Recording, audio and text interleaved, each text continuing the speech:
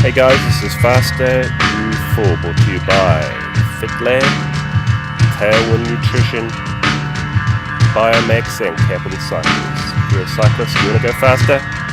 Then let's giddy up. Hey guys, welcome to Faster U4. Brought to you by FitLab, Tailwind Nutrition, Biomaxa and Capital Cycles. Right, so bike racing on the weekend, 2 of them. Let me tell you all about it. I decided I wanted to get a bit fruity and race on bike twice on the weekend. The opportunity was there to do some low-key races, so I did. I learned a couple of things in this Criterium and this Hillclimb time trial. I'll tell you what they were. And I'll also tell you about the races coming up on Saturday, which is the Rice Mountain Classic. A bit of a classic Wellington race. It's sort of going down in the pantheon of interesting races in Wellington, the semi-classics, the Paris-Roubaix and the Flanders of tropical Wellington, if you like, for various reasons, and I'll tell you how this year's course is looking. Alright, so race number 1 on the weekend was this Criterium, brought to you by Wellington Master Cycling Club at the Trentham Military Camp in Upper Hutt. And number 1, if you go to a race here, you need to allow a little bit extra time because like everything government and military related, everything takes a very long time to go through the security. But when you get there, you find the course is actually a really cool little Criterium course surrounded by assorted military vehicles and at a very nice surface to run a crit on. So a bit of an unusual thing happened. I was the only A grade rider to turn up. There's actually a few good riders in B grade, but we had to do something about that. So the organisers suggested we make it a sort of a pursuit / criterium, or a Criterium as I like to call it, whereby all of the B grade riders would start 1 minute ahead of me, and lonely old Steve would try to time trial his way up to them, and to make it a bit more of a fair match or something. And so that was fine by me. I hope it was fine by everyone else. It just made it a bit more fun, I guess. I wouldn't necessarily consider myself that much better than lots of the riders there, but yeah, it's good time trial training, so I'll run with it. I did learn something interesting out of the experience though, and I'll tell you what that is in a sec. Let's look through some numbers here. A couple of guys were interested in knowing what sort of numbers I was punching out. I was TTing up, so let's run through here. There was a 30-minute crit plus 2 laps, so total time 31 minutes and 20 seconds. Distance covered at 21.7 Ks, which is, I don't know how many laps it was, maybe 20 or 30 or something. Okay, so we got pretty much totally flat course. So an average speed I punched at a 41.5 K an hour. Average power of 319 watts for a normalized power of 328 watts. So the way I kind of approached this was, you can, think of a crit, I don't know if you're looking at the screen, but it's kind of like 2 long straights, 2 big corners. It's kind of what it is. It's an ideal crit course, I think. Those long straights, if I zoom in here, are periods of time when you're on the power for, maybe up to 30 seconds. So you don't really need to approach those straights like that. You really have to, VO2 power is a really good place to be for that. It's a sort of power you can repeat and repeat, but you can't sustain. So you can lay down this power for 30 seconds, recover for 5 seconds in the corner or 10 seconds, whatever it's going to be, and then, back onto that power. So that was my sort of approach to how I was going to use power to my best advantage for this.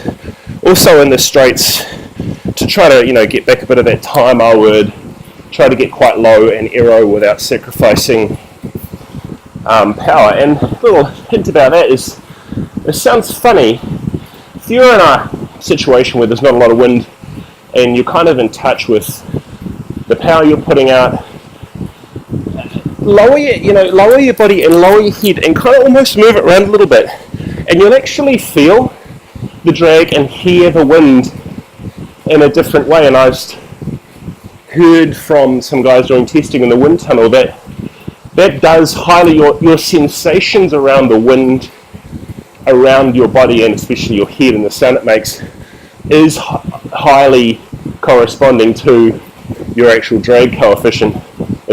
So what you think sounds or feels more aero, more than likely is. So on the long straights I was actually doing that, and I just tweak my chin up or down or this or that, try to get a couple of extra watts out. And so in those long straights, very consistently punching out just over 400, so somewhere between 400 and 420 watts, getting me up to speeds of sort of about 43k an hour into the corners, and repeat. And it's pretty simple. That's how obviously it was going to be, and whether or not I caught the bunch was just going to be determined really by how they acted, because a bunch of riders like that, if they worked really strongly, could stay away.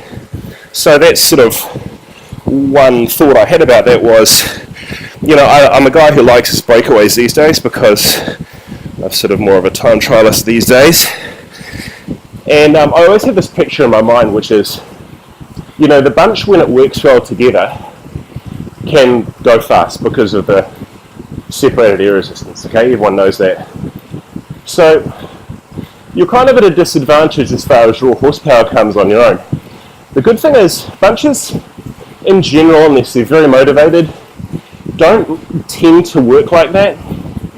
And you can have periods where they do, and those periods might even be for 3, 5, 10 minute periods. I mean, that's a very cohesive bunch, but there's every chance that for periods of time they won't be cohesive. They'll look around, maybe the wind will come up, they'll ask other people to do the work.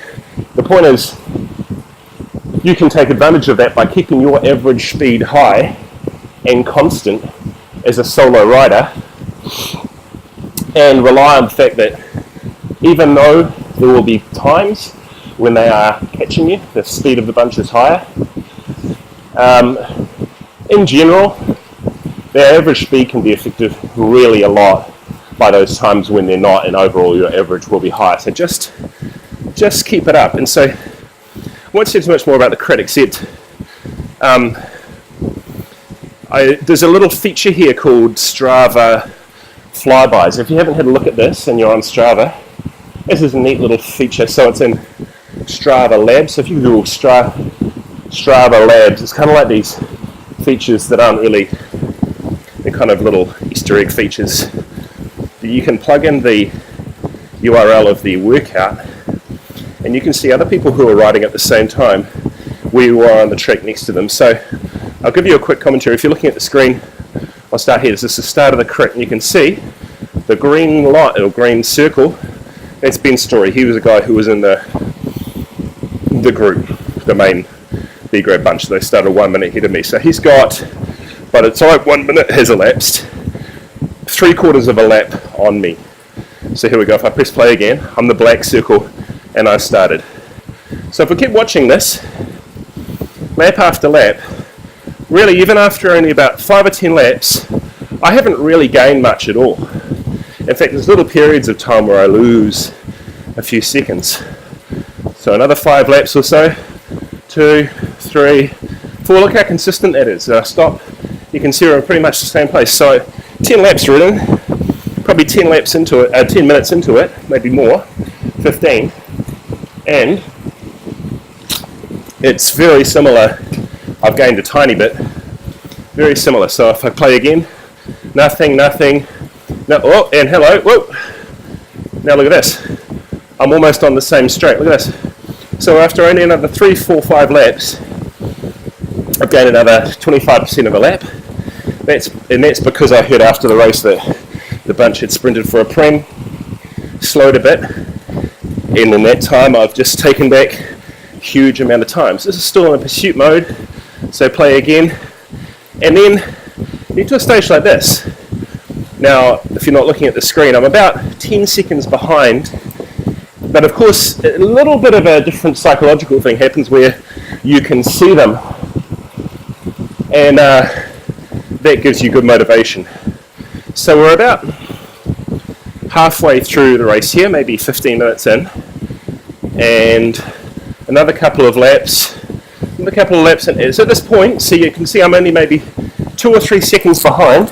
It's a gap of maybe 10 meters, but I don't want to just jump on that super hard and not be able to respond to any brakes off the front.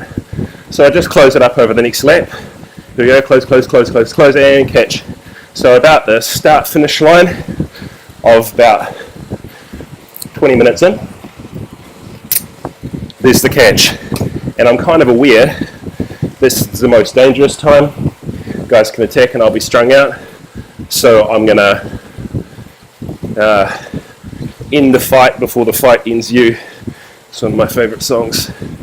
Says, so hit him. And then at this stage, I've got Ben, who I know is one of the strongest riders. He is chasing my wheel, and he has the downside of being one of the stronger guys. If you have someone on your wheel, they're unlikely to want to take a turn. They're going to want to sit on your wheel. That's what the situation is like.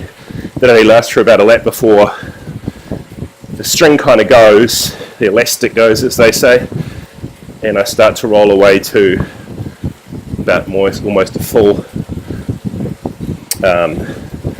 straightaway there. They've probably lost a bit of motivation, and you can see look how much it slows. I've finished here and won by about half a lap, and you can see how much they slow getting ready for the sprint and sprint. So that's how we go. So those are some of my thoughts about how to deal with that scenario, the Criterium, or the Criterium, or whatever you want to call it. Those are some of my thoughts. It worked out pretty good. So let's have a look at the actual results in my grade. So I won. Colin Sullivan came in second. So maybe I was wrong about that. Ben Story third. Richard Van Lent, Paul Delahunty, Malcolm Bruce, Phil Sporer, Ren Temapo. And C grade, Paul Lewin taking it from Chris Best, Steve Rowan. D grade, JC Messalunga taking it from Dave Grimmond and Peter Phillipson. That's good, right? And E grade, Faye McGregor from Deborah Wright, Alistair Rhodes. So well done. Thank you to the club. Thank you to Embrace Manager Kieran Ward, Marshall's Lawrence Edge, Rebecca Owen, Glenn Owen, and Ben Story. That was a good fun event. So let's have a quick look at the Hillclimb time trial. This was from a couple of months ago. I raced from the other side up the Eckers, so that's from Harcourt Park and Upper Hutt to the top of the Eckers. This is the other way around. Much steeper climb from Waikanae. Actually, the first half is pretty flat and rolling, but then it's up. So I missed what I can see is the course record. Looks like I missed it by something like 1 second. I think the full results haven't been published yet. Course record set by Paul Basket in 1998 or 1999 or something like that. 26 minutes and 19 seconds, I think you said, or 18 seconds. And I would have done somewhere between 1 to 5 seconds slower than that. I think at best 1, at worst about 5. See my moving time here according to my government is 26:28 minus about 5 seconds from that for the time when I started at the start and finished at the end. You get the idea. Very close, no wind. And let's have a quick look at power. I mean, 11.6k distance, climbed 419 meters, but most of that, of course, is in the last few k's where it goes up. Average speed 26.2k an hour. Average power 377 watts for a normalized of 379, which is very good power for me. Heart rate got up there at the end.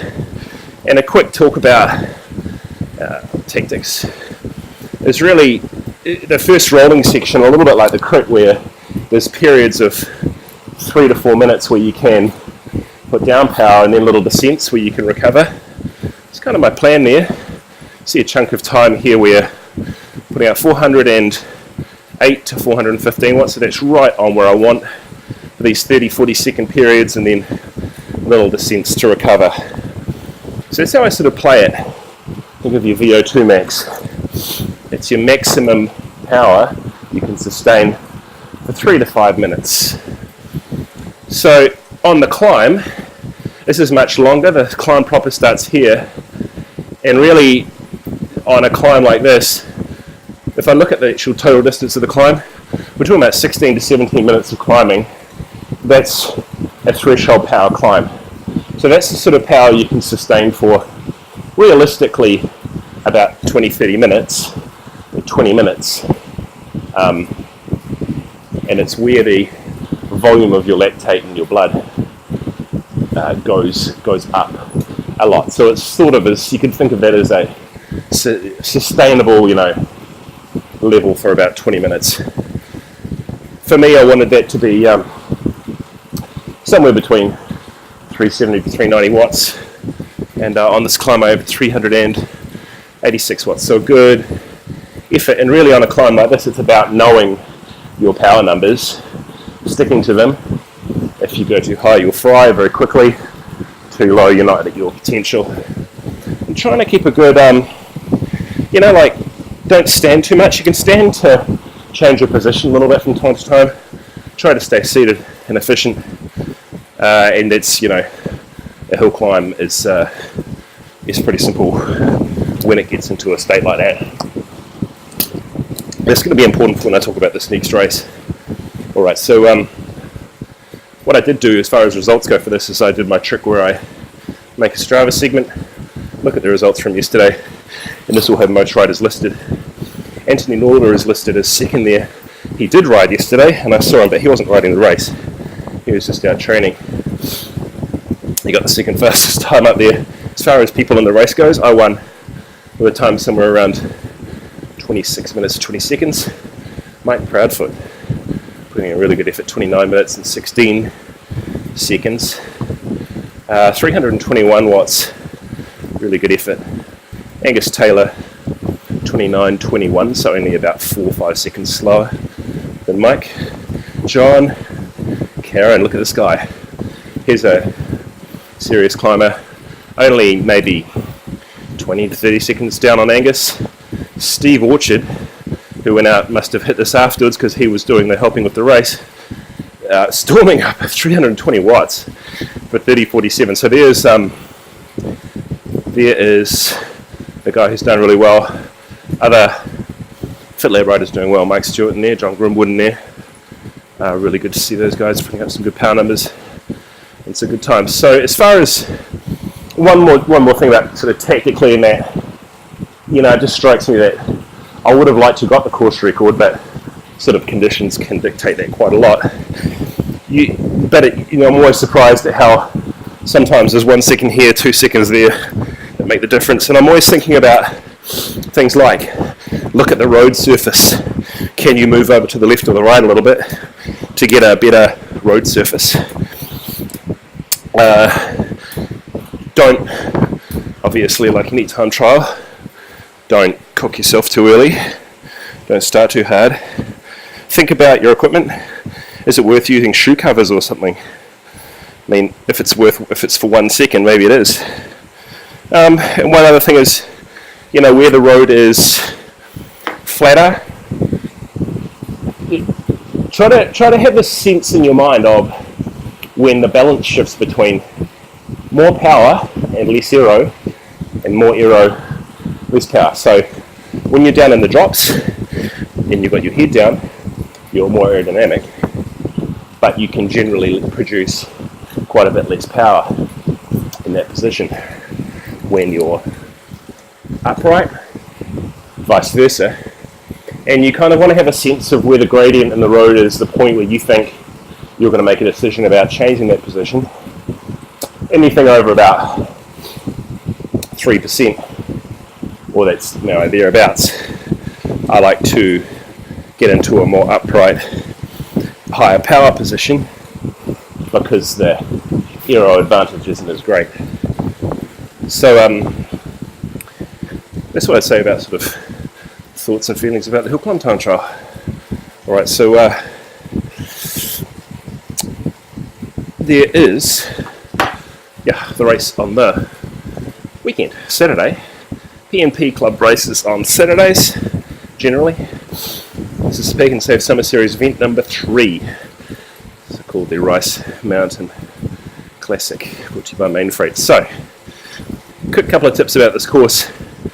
If you're doing either course, the Grand Fondo, the Grand Fondo is a little bit different. Let's talk about the Grand Fondo. So we're talking about 90 or so Ks, and the two big features are, well, there's a lot of rolling climbs and the first 3/4, 2/3 of the race. So two big features are the second to last climb and the last climb, which come at about 65 Ks and about 80 Ks respectively. The second to last one, what do they call that? They call that Tukarau Hill, I think it is. This one, go and check it out on Strava. It's so you come over from the east side to the west side. You climb it. It does get super steep. It's just a big long. It is a nice. I think it's a pretty nice surface. It's pretty steep. I mean, it is probably averaging about 8%, maybe up to 10% in places, but it's relatively consistent. But it will split people up because it's quite long, quite steep. Power to weight will be super crucial, and it comes a long way in. There's nothing you can do about that except be positioned well. And I wouldn't, if you can't hold it, I wouldn't blow, because you're going to have nothing less for the final climb. Okay, so you've done that hill, you're going to come down a very long, fast descent to the valley on the Gladstone side. That's pretty, unless it's windy, there's nothing particularly dodgy about that. You're going to turn left, come down a few rollers, and then head left again up Admiral. So this is a big daddy. If you don't know anything about Admirals or you haven't ridden it, is it very long? It's longish. It does have two parts. The first part is the longest. There is a bit in the middle called the wall. You're going to be climbing for about 20 minutes on this, I think. It's pretty nice, winding, not terribly steep in most places, but except for that wall part where it is maybe 10 or even 12%. In the middle of it, that's hard. And because it's so long, if you can't hold on that and you're going to blow, again, I'd actually choose discretion as a better part of valor in that one and just ease back and save a little. You're going to come up onto a little flat area after about 15 minutes of climbing, and then it's going to head up again. Then there's actually a descent in the last 5 Ks, maybe 3 Ks of the race. It's actually quite a fast, twisty little descent. Reminds me a lot of the top of Hawkins Hill. It's a bit wider, nothing particularly dangerous, I don't think, just don't overcook it because you will be tired. Then there's a long, not that steep drag, and then a very steep ramp for the final 500 metres, 300 metres, where there's often a sprint or something. So it gets quite tactical in that last 3 Ks or so. If you want to attack and you're feeling good off the front and guys aren't going to chase you, that could work. If you're not feeling so hot and you want to wait for a sprint on that steep ramp, that could work. I don't think there's a right or a wrong answer here. Might depend a little bit on if there's a tailwind, go a bit earlier. If there isn't, you don't. But it's going to depend on how you feel after what is going to be a lot of climbing that day as well. So feel your sensations and don't fry yourself too early, because there's a danger on this course where you could find yourself in that horrible kind of just turning over the pedals scenario up a climb where all you're doing is surviving and you've forgotten about any semblance of getting a result. You just want to finish. So I'd say about that race. That's the Grand Fondo. The medio fondo is a shorter circuit, of course. Maybe, what does it look like? About 57 Ks. It looks like, yeah, it has the same, maybe it has have the two same climbs at the end. So again, don't think this is going to be a lot easier because it's shorter. The part that's missing out is the easier part of the course. So this will suit someone with a very good power to weight. You're going to know if you can climb properly after this race. Guys who will be very dangerous in a scenario like this will be the younger guys in the Bailey's racing team, especially this guy, this little guy Cam, I can't remember what it's short for. The little guy rides a yellow, it's a Cannondale or something, and that is some serious power to weight. Not a lot of power probably, but not a lot of weight. He'll fly up there, as will some of those. So some of those younger guys can be super dangerous. Guys like Dave Rollins are always class. Guys like Brendan McGrath are always class. I am probably a little bit on the chunky side for climbs like this. So I am a guy who might suffer on climbs like this and need to think about different tactics, but we will see. That's what I'd say about PMP race number 3. Oh, one more thing. As you probably know, I've been twirling away on this Tax Neo direct drive trainer for the last few weeks. It's been going well, and that's all fine. I got this from Capital Cycles, and I've been very pleased with the whole thing. Stuff like this, or stuff like a power meter, anything big and complicated and expensive, I always think, buy from the bike shop, because if something goes wrong, you can just march in there, announce that it's wrong, and leave it as their problem. So if you buy it from Wiggle, you could be stuck posting this thing back or having some back and forth. I just like the convenience. There might be lots of things you do want to buy online. There's probably ain't one. So I've been writing out and I discovered a new feature, which is, I still don't understand how this is. I haven't read all the reviews yet. It's probably something fairly basic. You can, as you know, set up a workout on your Tax app, like I'm doing right now, and it will take you through and adjust through a workout, and will adjust the resistance to give you a certain power level. So whether you're pedaling at 100 RPM or 90 RPM or 80 RPM or anything you like, the adjustments, the torque resistance will change so that the power is a set power. It's a cool feature. I like it a lot. I use it for warm-ups and lactate testing and all sorts. It gives you a nice controlled scenario. And what I didn't know is you can do the same thing and it doesn't even have to be plugged in. So normally there's a little wall plug, goes to the back of the trainer, and that's what's powering it. It's doing a few things. When you use Zwift, it has a little motor, so when you're going downhill it actually moves the flywheel, so it gives you a sensation of riding downhill. If you're going over cobbles and things, it has a motor to make little bumpies. But it also allows the unit to be powered so that it can interact with the app to change the torque appropriately, as I mentioned before. Well, it still does it even when it's unplugged. So I set up my trainer yesterday. I was actually at the crit, and I just thought I would test it out. I don't know why I thought it would work, but it does. Set up my warm-up workout, takes me through and lo and behold, it's not plugged in, it's just sitting there. It still adjusts the resistance automatically according to the app. Now, one thing I did notice is that certainly worked great for about 20 minutes, but then when I set it up the next day to do the same thing, that feature was not working.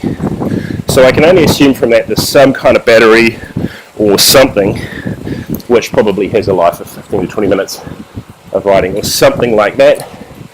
But I think that's a neat feature, and it's pretty good to be able to really have a highly controlled workout for recovery or especially warm up. I love that. Just a text now, guys, still going strong. Alright, so thanks for listening as always. If you would like, oh, one more thing. You know, I had a couple of people come up to me on the weekend and say that they enjoyed listening to these and they found them useful. These podcasts / videos, and guys, I really appreciate it. There's a funny feeling you have, which is, am I just enjoying the sound of my own voice as I sit here on my trainer, or are people getting some valid use out of some of the stuff I'm saying? And I think there's a lot of things in life like that where you're not really sure, and the test is the market, you know. So are people genuinely getting some value? Well, a couple of people said that, and I really appreciate that and enjoy that. So thanks, guys. Makes me want to keep doing more. And it's nice to talk to you on the weekend. So as always, if you would like a training plan from me or testing, you can email me, steve@fitlab.co.nz, or go to fitlab.co.nz website. As always, this is brought to you by FitLab, Tailwind Nutrition, Biomaxa, Capital Cycles. I'll see you on the weekend.